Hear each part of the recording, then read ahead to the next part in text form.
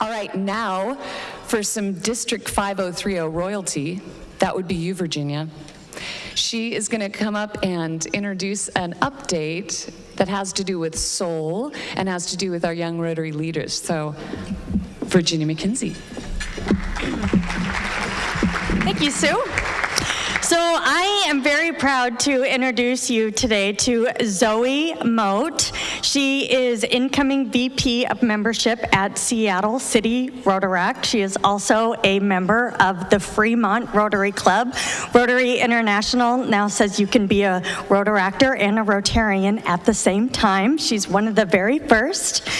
Zoe was my right-hand man when it came to designing and executing an awareness campaign for District 5030 regarding the young professional movement started by Rotary International and outstanding clubs like Seattle 4 Rotary. With her help, we recruited and supported 12 young professionals to attend the Young Leaders Summit in Seoul, Korea. She is here to share highlights of the trip and the impact of attending a Rotary International convention. Please welcome my friend, Zoe Mote.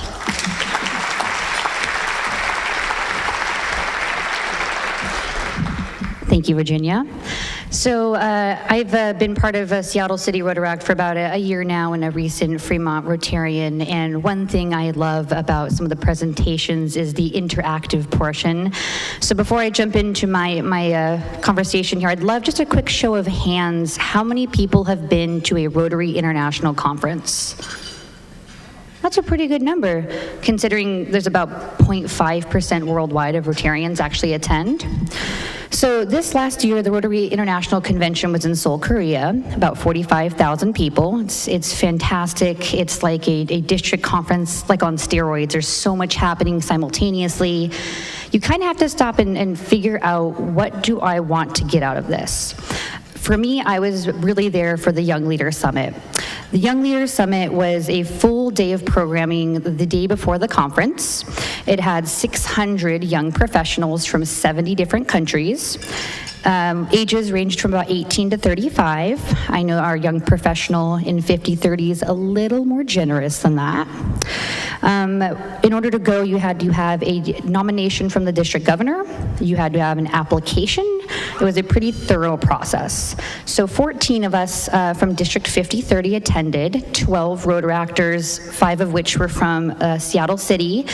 We had 2 Rotarians from Seattle 4 who are our social media advisors. Thanks, Virginia and Corinne, who got to come for that. But really what I kind of came back from was a couple of different things about Rotary International, about young professionals, about how Rotary is changing.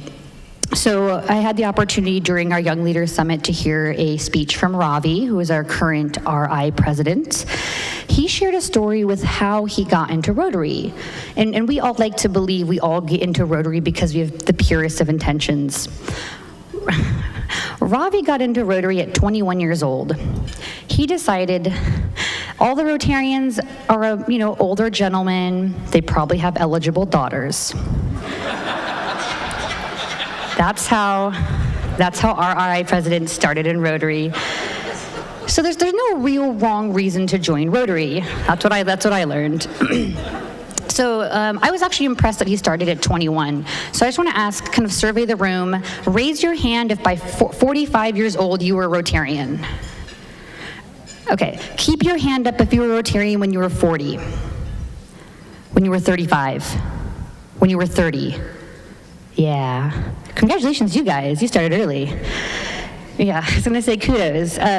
So we've all heard a lot of, kind of from the top down, we want more young professionals in Rotary. We need kind of some people to succeed from us and be able to carry on the Rotary legacy. So my first day I got this awesome speech from Ravi. He told us about getting into Rotary. The next day we had the Rotaract pre-convention, and I got the opportunity to hear from John Germ, our incoming RI president.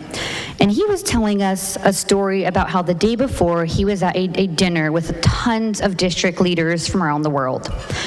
And he was talking to a gentleman, and the gentleman said something along the lines of, oh, this guy was 28 that applied, and we rejected his application because he's not experienced enough to be a Rotarian at 28.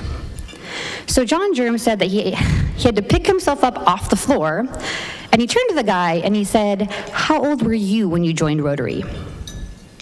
He didn't get an answer. So one of the most impactful things I walked away from the conference was this idea that young professionals is really being encouraged from around the world, that we're being embraced, that we're being, we're joining in huge numbers, but that's not the case from around the world. I encountered a lot of young professionals from, all over the world of Africa, Zimbabwe, Uganda, Korea, Taiwan, who they're not receiving the embrace and the encouragement that we're getting from our district in 5030.